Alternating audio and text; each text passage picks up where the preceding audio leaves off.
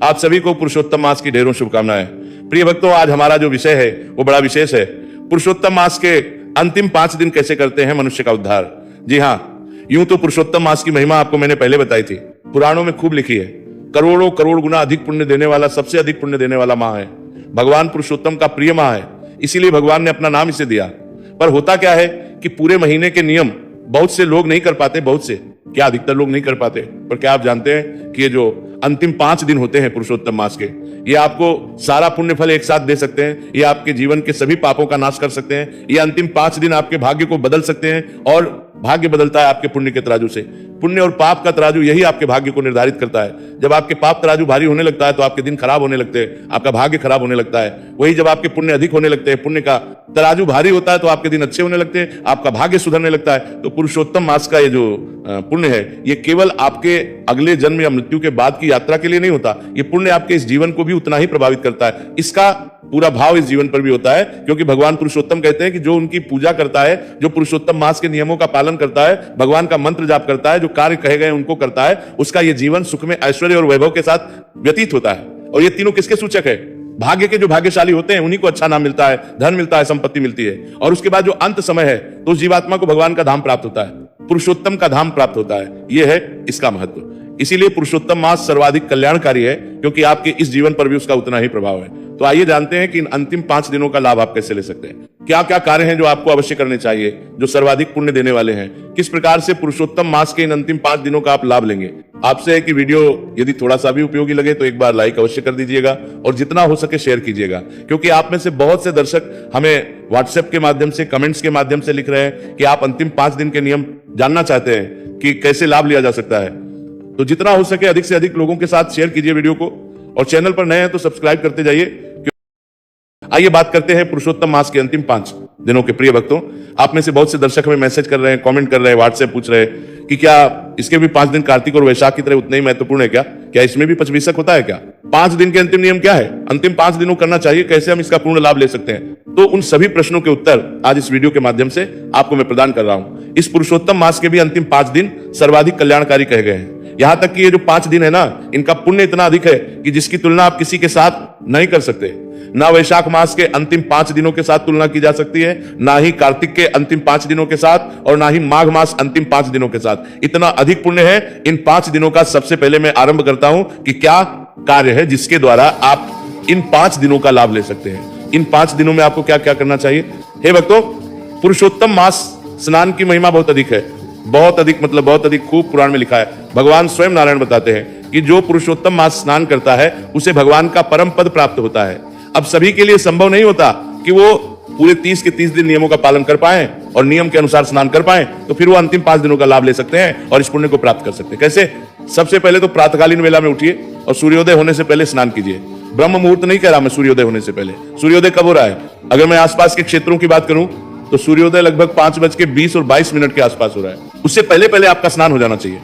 आप अपने प्रदेश का सूर्योदय समय अवश्य देख लीजिएगा, क्योंकि अगर कोई पूर्वी भारत की ओर रहते होंगे तो पूर्वी भारत के राज्यों में सूर्योदय और अधिक शीघ्रता से होता है, जल्दी होता है, पहले होता है। तो आप उसके अनुसार अपना समय निर्धारित कीजिए और सूर्योदय से पहले स्नान कीजिए। स्नान कैसे? देखिए, स्नान के लिए जो आपका नहाने का पात्र है ना, बाल्टी आदि, उसमें थोड़ा सा यदि आप गंगा जल डाल लें, बाल्टी को अच्छे से धोइए, थोड़ा सा गंगा जल उसमें डाल लीजिए, फिर उसमें जल भरिए और उत्तर दिशा की ओर मुख करके हर हर गंगे बोलते हुए स्नान कर लीजिए। यह स्नान सर्वाधिक कल्याणकारी है। अब जो गंगा जल का प्रयोग ना कर पाए, हो सकता है बहुत से लोगों के पास गंगा जल ना हो, तो कोई बात नहीं, सुबह जल से स्नान ही बहुत कल्याण कर देगा। सब मंत्र दान कीजिएगा, कुछ मंत्र बोलते हुए। मंत्र क्या? भगवान का नाम जपते रहिए। ओम नमो भगवते वासुदेवाय, ओम नमो नारायणाय पुरुषोत्तम देवाय, नमः पुरुषोत्तम देवाय, नमः पुरुषोत्तमाय नमः, हर हर गंगे, जो भी बोल सके ये मंत्र बोलते हुए स्नान कीजिए। ये स्नान सर्वाधिक सर्वाधिक पुण्य देने वाला है। और यदि आप इन 5 दिनों में कहीं बाहर स्नान के लिए जा सकें, गंगा स्नान के लिए प्रयागराज जा सके या किसी और संगम जा सके तो बहुत उत्तम है। नहीं जा पाए तो घर पर स्नान कीजिए, पर ये 5 दिन का स्नान अवश्य कीजिएगा। ये 5 दिन का स्नान भी आपका उद्धार कर देगा। इसके बाद भगवान का महात्म्य सुनिए। पुरुषोत्तम मासम में, पुरुषोत्तम में हम अपने चैनल पर आपको प्रतिदिन सुना ही रहे हैं। आपने अगर पूरा नहीं सुना है तो पूरा में आपके चैनल पर हमारे उपलब्ध है। आप पूरे के पूरे अध्याय सुन सकते हैं। अधिक समय आपका जाएगा भी नहीं, बहुत कम समय में आप सारे अध्याय सुन सकते हैं, लेंगे।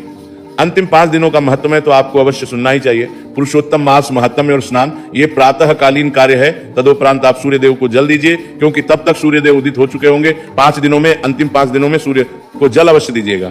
रविवार का दिन छोड़ के बाकी सभी दिनों पर आपको माता तुलसी को जल देना है। द्वादशी के दिन ध्यान रखिएगा, लेकिन क्योंकि गलती से यदि द्वादशी को आप जल दे रहे हैं और तुलसी पत्र टूट गया तो उसका पाप बहुत अधिक है, और जिस दिन का अधिक पुण्य होता है उतना ही अधिक पाप भी होता है। तो द्वादशी के दिन तुलसी में जल ना दीजिएगा, बाकी सभी दिनों में आप जल दीजिए, तुलसी माता की पूजा कीजिए। अंतिम 5 दिनों में तुलसी पूजन परम कल्याणकारी है। पहले माता को जल दीजिए, जल देने के बाद तिलक कीजिए, रोली कुमकुम आदि से अक्षत अर्पित कीजिए, वस्त्र के रूप में चुनरी है तो चुनरी उड़ा दीजिए, अन्यथा मौली का एक टुकड़ा तोड़ के अर्पित कर दीजिए, धूप दिखाइए, आरती उतारिए। इस प्रकार से तुलसी माता का पूजन अंतिम 5 दिनों में आपको अवश्य करना है। पर द्वादशी आएगी इसमें। दिन के रविवार के विषय में तो मैं जानकारी नहीं दे पा रहा हूं अभी कि रविवार आएगा कि नहीं आएगा अंतिम 5 दिनों में, पर द्वादशी अवश्य आएगी। तो द्वादशी के दिन आपको सावधान रहना है। द्वादशी को आप पूजन ना करें माता तुलसी का, क्योंकि इस दिन पत्र टूटने का बड़ा पाप है, भीषण पाप है, जो मां सीता को भी लगा था। इसके विषय में मैंने पहले एक वीडियो अपलोड किया था, तो उसको आप अगर नहीं देखा है तो कैसे माता सीता को अनजाने में उनसे द्वादशी को तुलसी पूजन करते समय पत्र टूट गया और उसका घोर पाप लगा, तुलसी पूजन करना है। इसके बाद भगवान नारायण की सेवा, भगवान नारायण का पूजन। अंतिम 5 दिनों में आप भगवान शालिग्राम को स्नान कराइए। केवल जल से भी स्नान करा लेंगे तो वो भी उद्धार करने वाला है। भगवान को जल से स्नान कराएं, वस्त्र के रूप में अर्पित करें, तिलक लगाएं, अक्षत अर्पित करें, तुलसी पत्र अवश्य चढ़ाइएगा भगवान शालिग्राम को, फिर पुष्प आदि अर्पित करके और धूप दीप दिखाइए और भगवान को भोग प्रसाद अर्पित कीजिए। ये भगवान नारायण का पूजन परम कल्याणकारी, बहुत साधारण विधि बता दी मैंने आपको, इससे साधारण और कुछ हो नहीं सकता। अगर आपके पास शालिग्राम भगवान नहीं है तो लड्डू गोपाल होंगे, लड्डू गोपाल भगवान कीजिए, ये भी नहीं है तो भगवान नारायण का जो स्वरूप आपके पास है, भगवान पुरुषोत्तम की छवि देखते हुए उसका पूजन कीजिए। इसी विधान से इतना सा पूजन, छोटा सा पूजन 5 दिन का आपका उद्धार करने वाला हूं, कीजिए। तो सही भगवान कहते हैं मैं उद्धार तो करने को तैयार हूं, मनुष्य कुछ करे तो सही। तो इस प्रकार से भगवान का पूजन करें। इस सब में बहुत अधिक समय नहीं जाएगा, बमुश्किल से 2 से 3 मिनट का काम है, पर पूरी भक्ति और पूरी श्रद्धा के साथ कीजिएगा। भक्ति और भाव में कमी ना आए। ये नहीं कि जल्दी जल्दी जल्दी मन कहीं जाने में है और लगे हैं, उस पूजा का लाभ नहीं है। जब पूजा कर रहे हैं तो केवल पूजा कर रहे हैं, भगवान के चरणों में मन को लगाइए, भगवान में मन को लगाइए। और अगर मन कहीं और लगा हुआ है तो केवल फॉर्मेलिटी के लिए पूजा करने का कोई लाभ नहीं, इसका आप ध्यान रखिए। जिसको गांठ बांध लीजिए, नहीं समय है तो ना कीजिए। पूजा चलते हुए ही भगवान का स्मरण कर लीजिए, पर जब पूजन करें तो फॉर्मेलिटी नहीं, पूरी श्रद्धा करें।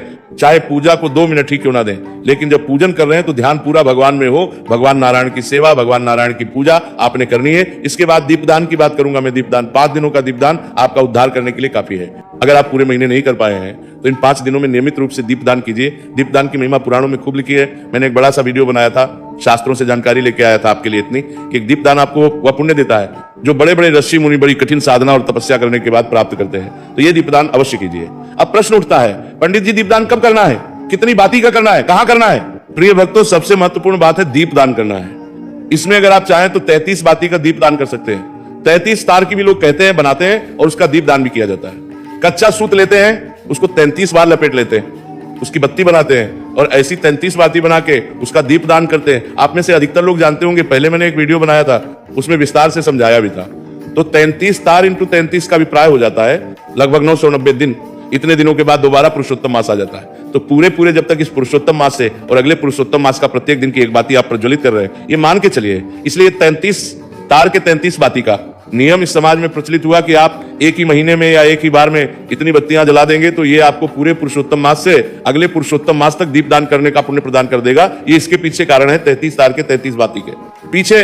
अब मैं बताऊं आपको कि अगर आप 33 तार की 33 बातें ना कर पाए तो दुखी होने की आवश्यकता नहीं, परेशान होने की आवश्यकता नहीं है। केवल आप एक बत्ती का दीपदान भी यदि कर देंगे तो एक बत्ती का दीपदान भी परम कल्याण करेगा। केवल एक, अब आप इसमें पूछिए खड़ी बत्ती, लंबी बत्ती या गोल बत्ती, तो उसमें कोई तथ्य नहीं है। आप केवल बत्ती जलाइए, खड़ी हो, लंबी हो, आड़ी हो, गोल हो, जैसी मर्जी हो। आपने ज्योत जलानी है, दीपक जलाना है, दीप जलाना है, जैसी मर्जी बत्ती का प्रयोग कीजिए। शास्त्रों में इसको लेकर कोई अंतर नहीं किया गया है।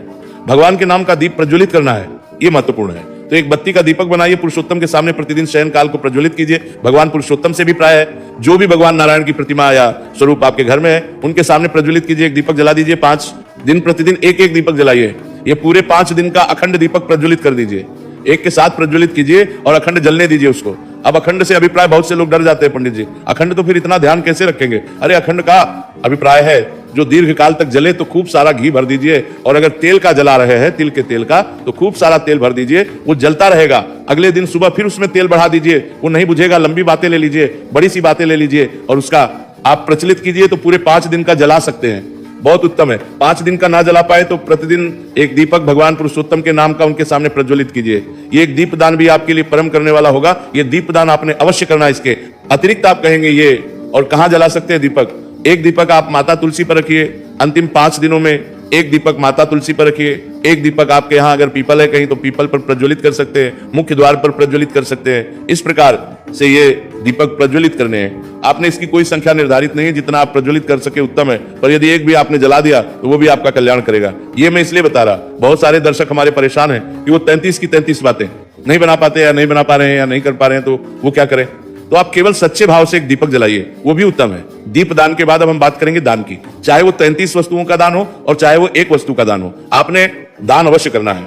महत्व दान का है जो 33 वस्तुएं दे पाए, बहुत उत्तम है। 33 वस्तुओं का दान कीजिए। जो 33 की संख्या में 33 वस्तुएं दे पाए वो 33 की संख्या में 33 वस्तुएं दान करें, लेकिन दान अवश्य करें। चाहे एक वस्तु का ही दान करें। इन 5 दिनों में प्रतिदिन का नियम बनाइए कि आपने कुछ ना कुछ दान करना है, संभव है तो 5 दिन ब्राह्मण को भोजन कराइए, दान दक्षिणा आदि देकर विदा कीजिए। 5 दिन ये ब्राह्मण को जो भोजन कराएंगे परम कल्याणकारी है। ब्राह्मण को भोजन कराना सबके लिए संभव नहीं है। 5 दिन कोई बात नहीं, आप सूखा खाना मंदिर में दे दीजिए। किसी ब्राह्मण को 5 दिन लगातार कोई भी वस्तु का दान दीजिए।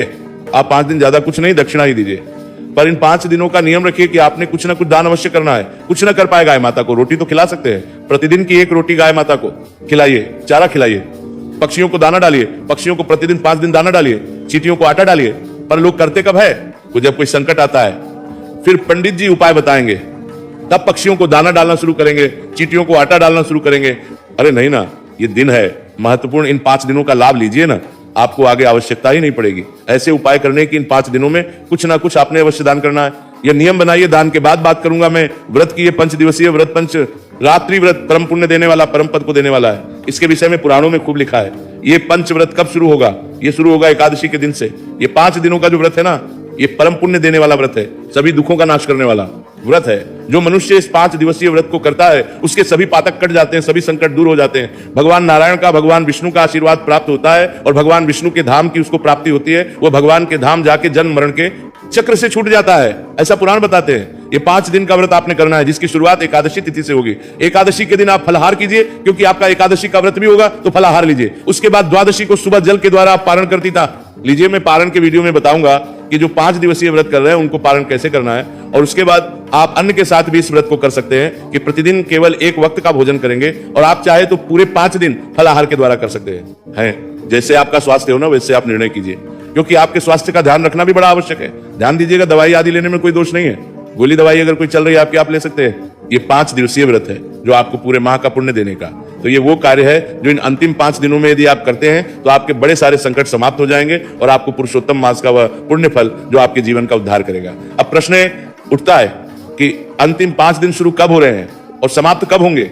इनकी शुरुआत होगी 11 जून से। 11 जून को एकादशी है और दशमी के नियम रहेंगे 10 जून को। इस प्रकार से 11 जून से और अमावस्या पर इसकी पूर्ति होगी।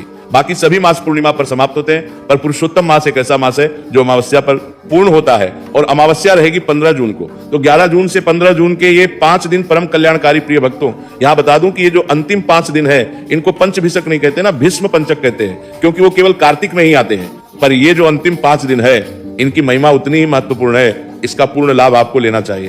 पूरा